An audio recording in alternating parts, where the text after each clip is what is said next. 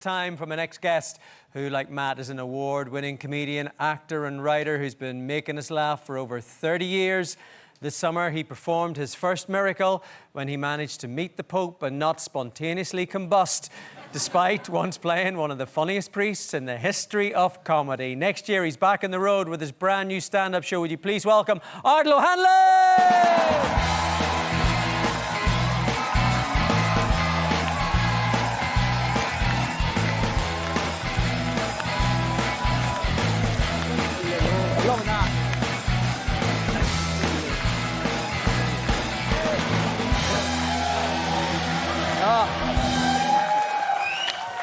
Wow. Welcome to the show. Thank you. It's such a treat to be here. Can you feel the love? Yeah. The last time beside Matt Lucas. Beside Matt Lucas. Yeah. Matt, the last time Ardal and I saw each other, we were hanging out at the Pope's house. Yeah, that did happen, didn't it? That wasn't just a dream, was it, That Paddy? was... Did we eat a wheel of cheese and fall asleep? I don't know. Yeah, it still sounds utterly implausible to me. Yes. And I don't know if we're going to convince these people that it did actually happen. It's... We'll try. I mean, so while you were pretending to be a Roman, Ardal and I were in Rome, literally kissing the Pope's ring. That's... I mean, we actually were. More or less right. We actually were. Well, as you know, what happens inside the Vatican stays inside the Vatican, Paddy.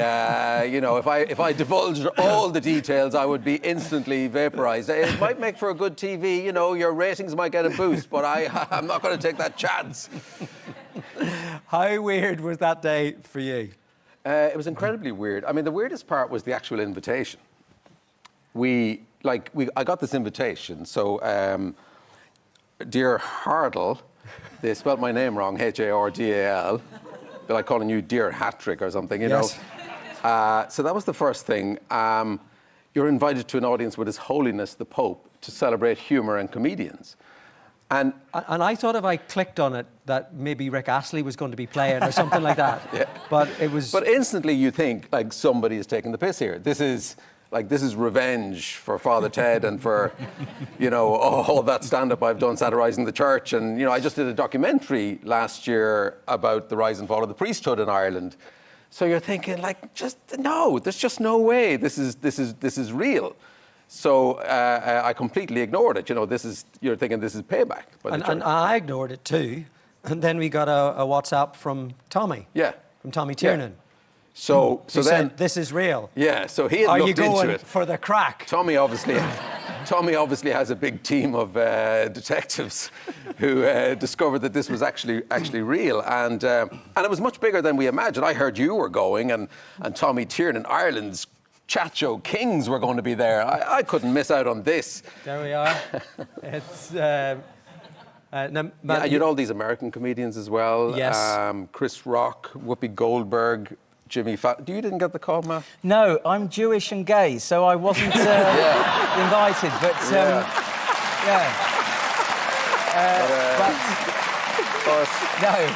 But having said that, so is Whoopi Goldberg. Right. Okay. But you did do the voice at one point of a cartoon called Pope Town. Is that I right? did, but I didn't play the Pope. Don't have a look at me. I was a cardinal. No, I didn't get asked. I didn't Pope that day. No. And Jimmy Fallon, I believe, was your favourite comedian that day. He was great. I mean, he absolutely tried to upstage the Pope. I should point out, by the way, I had serious reservations about accepting this invitation. I don't know about you. I mean, I went for the nosy, if I'm being honest. Yeah, out of curiosity and, you know, the novelty of seeing behind the magic curtain. But, you know, like, we all, you know, I certainly respect individual priests. I respect the Pope as a man and everything else. But, you know, it's very hard to see beyond the institution, the crimes of the institution. And, you know,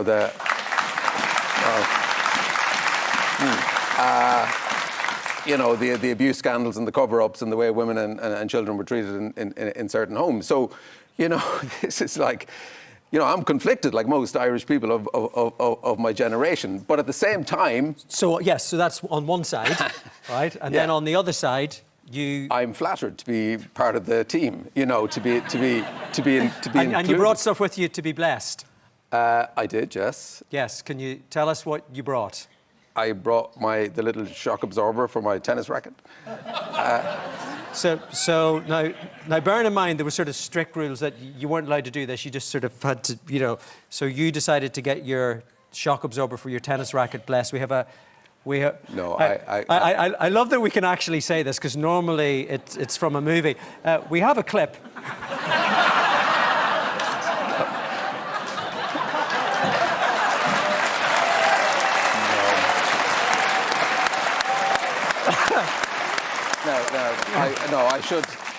I should clarify. My parents are very devout Catholics. They were my parents' rosary beads, which I secreted.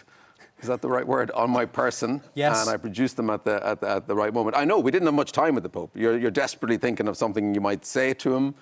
Well, I mean, if you had to say what you just said there now before we were chatting. Yeah, but that was my intention. Yeah. But no, you're thinking of something to say. But I was slightly distracted because my wife, who was with me, and she was in front of me in the queue to shake his hand. And she had, the day before, in a fit of panic, she had bought a mantilla for her head. You know, a kind of a black lacy head covering, out of respect. And but she had forgotten to remove the price sticker. And so obviously you took that price tag off before she walked up to meet the Pope. We have a little look here. So I'm trying to formulate what I'm going to say to the Pope. Hello, Your Holiness. Would you mind blessing the parents' rosary beads? That kind of thing. And all the time I'm thinking, come here. Do I have enough time to take away the €17.50 price sticker off her back? I think, Matt, it looks like he did have enough time. He just chose not to. That seems to be what happened there. Was he in a good mood? Because I've definitely seen footage of him where people are trying to kiss the Pope. Because I've seen footage where people are trying to sort of kiss his hand. He pulls his hand away. I'm not having that. Have you seen that? Have you seen that footage? Yeah. Yeah. Was he in a good mood that day? Well, I mean, after he met Paddy, his face lit up. His face changed Oh, did dramatically. it? Well, I didn't realise, but I had shingles. I thought I had fiberglass in my eye socket, and that's why I was wearing those sunglasses.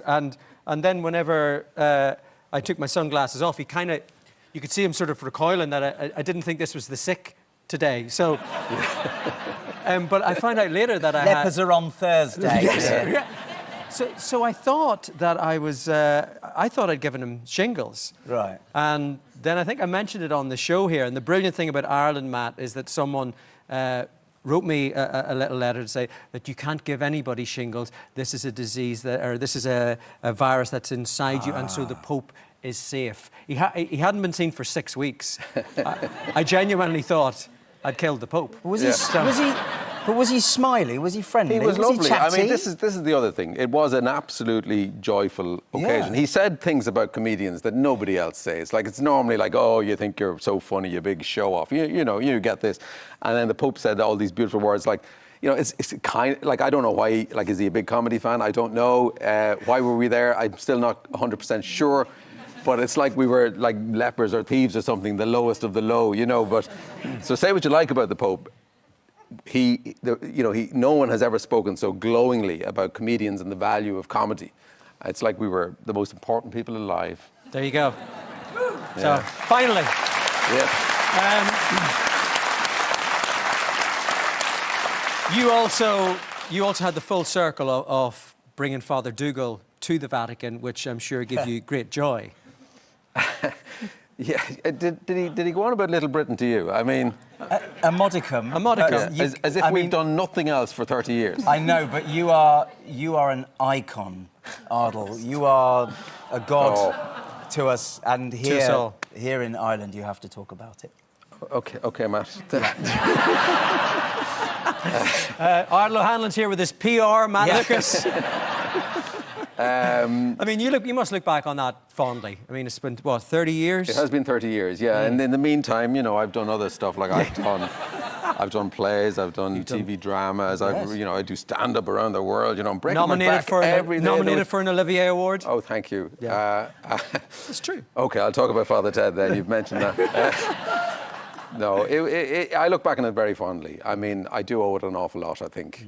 At the time, I thought it was just going to be some obscure late-night culty show, and so it's great that people still seem to enjoy it, and People are discovering it all the time. Young people are discovering it. So, you know, I'm totally at peace with it. That's good news. I didn't realise that, so you did Come Fly With Me, which was in an airport. You actually worked in an airport. Yeah. So you were what, check-in for... I was check-in. Yeah, I could have gone down a very different career path. I was check-in for a leading airline. I don't want to mention which one. Aer Lingus, I guess. They were the only one at the time. And so, yeah, I worked in check-in. And I took my job really seriously. I used to play Cupid a lot. So this is before you had online check-in. So, like, if a lovely person came along, a lovely girl for the sake of argument, I would assign her a great seat, and then I would keep a little note of her seat number. So when a lovely bloke, for the sake of argument, comes along, I would put the two of them together. Oh. Yeah. Lovely. And similarly, like if a horrible person came along, I'd put them sitting beside a horrible person. I mean, it's a pretty good service, you got to agree, yeah? And then one day, and this is, I hope the statute of limitations has expired. I might be incriminating myself here. One day, a very objectionable man came along. He was a business guy, and he was going to Washington on business, very important business. And he was really annoyed. Like, he was very angry about something or other. There was a delay, due to a storm. Like, it wasn't my fault or anything. So I tried to placate him, and I gave him a pretty good seat by the emergency exit, and sent him on his way to Washington. And then I took great satisfaction in sending his bag to Warsaw. So, yeah. Good service. Can I just say? Yeah. Very good service. And you didn't ask for forgiveness for that when you went to the Vatican, that's for sure. No. You're back out on the road with the new tour. What's it called? It's called Not Himself. My tennis coach is the Pope, no? No, that's my play. It's called Not Himself. Not Himself, yeah. And when can we see that? So that'll be this time next year. September, October, November next year, all over Ireland, all over the UK. So I'm really looking forward to it. You know, it's a lot of comedies about identity, about, gender, race, social class, sexual orientation, whatever. And we've got the expression here, you're not yourself, or he's not himself. It's a common condition. So I suppose my starting point is my existential crisis, I guess. Yeah. Which hopefully will be solved on stage. Yeah, I had this ridiculous experience last January, I think it was. I was heading to New York, and I mean, genuinely, I'm going through a little identity crisis. I was on the plane, and there was a man sitting beside me, and he was watching his little screen, and he was watching something I was in called My Hero. And he watched 2 or 3 episodes of this, seemed to be enjoying it, and after about an hour, we strike up a conversation, during which he asks me, I'm not making it up, he says, "So what do you do?" And I explain, well, I do comedy and acting and whatever. And he goes, "Oh," and then he says, "Have you ever been on TV?" I'm going, "Well, yeah. Is this for real?" And I'm saying, "Yeah, well, I do sitcoms, I go on chat shows or whatever." And he goes, "Oh, you know what? I'm going to keep an eye out for you." And a similar thing happened. I went to a Father Ted festival. There is such a thing. And I ignored them for years. I don't like to tread on former glories, And, but I went along out of curiosity, and when I was there, I entered the Father Dougal lookalike competition. And I only came 3rd. So this is,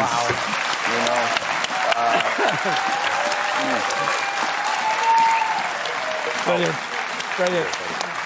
Not Himself will be touring Irish and UK venues in autumn. 2025 tickets are on sale right now. You can check out ardalohanahan.com for further details. Give it up one more time for Ardal.